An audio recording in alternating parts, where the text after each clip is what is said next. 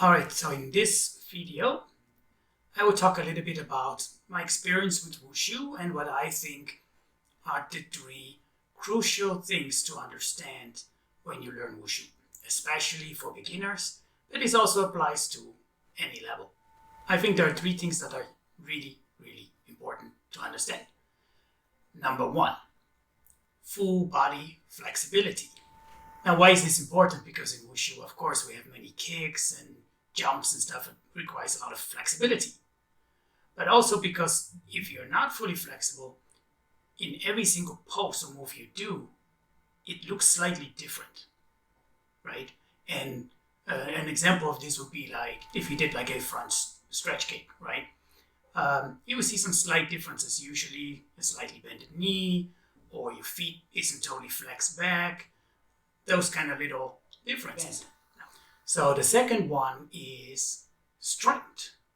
Now, strength, of course, comes in many different ways, right? You have a strength as in like a stance, right? A steady stance.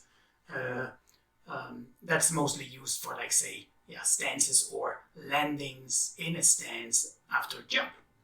Then you have balances. That's also a sort of strength. And the last one is jumping strength, right? So those strengths should be developed, right? If you look at any Wushu athlete, sometimes you see people who have fantastic movements, good poses, good speed, but they can't jump, right? Or you have the other ones, they can do the jumping, but when it comes to having nice movements or poses, they're not quite so good. Now the last one is to fully understand what are the requirements of all the basic Wushu moves. That includes stances, kicks, jumps, upper body, like punches, strikes and stuff, as well as weapon basics. Now, if you really understand all the details and requirements for each of the moves, then all you have to do is, find out how you're going to be good at those. Now, of course, within the total of Wushu, there are, of course, other aspects, speed, rhythm, and those kind of things. But those are usually, maybe with the exception of speed, mostly for higher level athletes, stuff as in rhythm and flavor of movements. But the other aspects I mentioned, number 1 to number 3, flexibility, strength, and really understanding all the basic moves, that applies to everyone.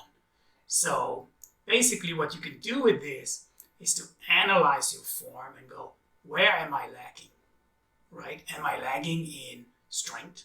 Am I lacking in jump strength? Or let's say kind of like the strength you need for balances and stances, right?